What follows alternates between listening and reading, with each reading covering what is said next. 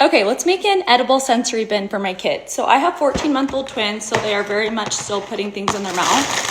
So I thought it would be fun to just make everything edible, so if they do eat it, it's okay. So I'm gonna start by blending up 2 boxes of Cheerios. I just got these from Costco. It was like $6 for these.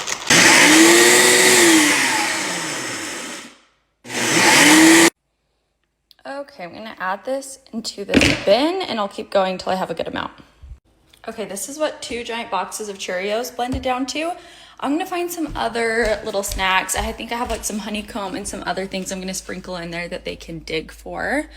Oh, this is perfect. I have some Chex cereal. I'll do some of that.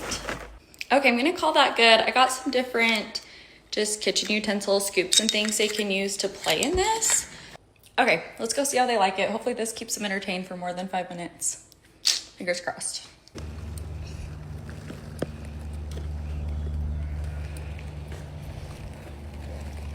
We can eat it. If you are a twin mom and you're feeling lonely, I have a solution for you. Just leave the house.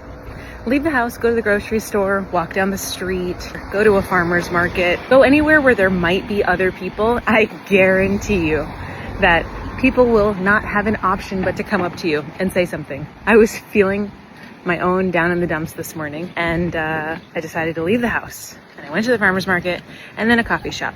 And now I'm walking around this little town and like at least 10 plus people have engaged me in conversation. I'm not really up for chatting, but like there's at least half of them that if I had let them, we would have gone down and I would have known everything about their family. Who has twins in their family? Oh, how it was when they were younger. I mean, my experience has been people are so ready to chat about twins. And if you are just walking out in the world by yourself, people aren't coming up to you just being like, oh, hey, like your dress, you know, which is a shame. But that's my tip for the day. If you're feeling lonely, just leave the house, okay? You are a magnet and people want to talk to you. Welcome back to Surprises from the First Week Postpartum. This is part 7. The mental gymnastics of tracking formula, breast milk, and time on the breast for both of my babies each day in that first week as the amounts continued to change literally broke my postpartum brain. I had so much envy of the moms that get to just directly breastfeed from the beginning that never had to deal with bottles and measuring and amounts and tracking. I am also a physician assistant, so the biology of a baby's stomach getting slightly bigger each day, being able to take in slightly more, obviously makes sense. But for me, postpartum, each day felt like a year, and it was so much that I was learning each day that I was kind of like, okay, today is 10 milliliters. I got it. And then all of a sudden the next day the amount would increase. And something about those changes, even though I had a chart, was literally blowing my mind trying to keep track of all of that. I totally crashed out in this whole situation. I'm sharing this with you just in case you end up bottle feeding your babies or supplementing in the beginning and it feels overwhelming. Just know that every day the amount is going to change. Thank you for watching this series. If you found this helpful, go ahead and follow along for more breastfeeding twin tips and everything I wish I knew.